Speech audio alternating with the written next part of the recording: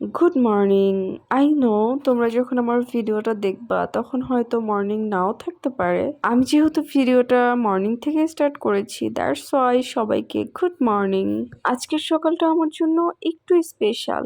আজকে খুবই সকালে ঘুম থেকে উঠেছি, মানে সে ভোরবেলা আর ঘুমানো হয়নি। ঘুম থেকে উঠে দেখছি ওয়েদারটা এত বেশি সুন্দর।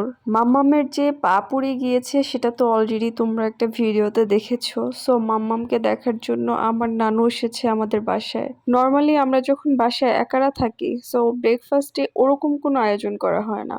আজকে ভাবলাম সবাই মিলে একটু ভর্তা ভাত খাই।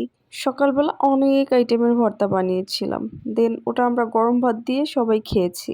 আমি তো তোমাদের প্রায় ভিডিওতেই বলি আমাদের এখানে সব কিছু তাজা তাজা পাওয়া যায়। এই যে দেখো, ওরা বিল থেকেই মাছগুলো ধরে নিয়ে আসছে আর এসে আমাদের বাসায় আসছে বিক্রি করার জন্য।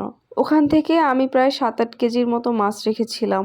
আমি আর মামুনি মিলে সব মাছগুলোই কেটেছি। সেখান থেকেই কিছু মাছ এখন রান্না করছি। আমাদের এলাকায় এটাকে শোল মাছ বলে, আর এই মাছটাকে আমরা কষিয়েই রান্না করি সব সময়। দুপুরে আমাদের জন্য শোল মাছ ভুনা করেছিলাম, আর বাচ্চাদের জন্য এখানে কবুতরের মাংস রান্না করছি। আমার কিন্তু কখনো কবুতরের মাংস খাওয়া হয়নি, এই ফার্স্ট টাইম আমি আজকে কবুতরের মাংস খাবো। আমার কিন্তু আগে কখনো এটা রান্নাও করা হয়নি, এটা আজকেই ফার্স্ট রান্না করলাম আর আজকেই ফার্স্ট খাবো। মাংস রান্না করতে করতে আমি এইদিকে তেলাপিয়া মাছও তেলে ভেজে নিয়েছি, এখন এটাও ভুনা করে নিব। এটা রাতের জন্য ভুনা করছি।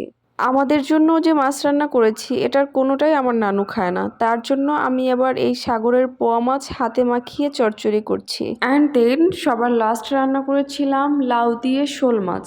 একদম ছোট যে শোল মাছগুলো হয় সেটা দিয়ে রান্না করেছিলাম। আমার রান্না শেষ হতে না হতেই সবার জন্য আমার হাজবেন্ড আমাদের গাছের বড়ই নিয়ে আসছে।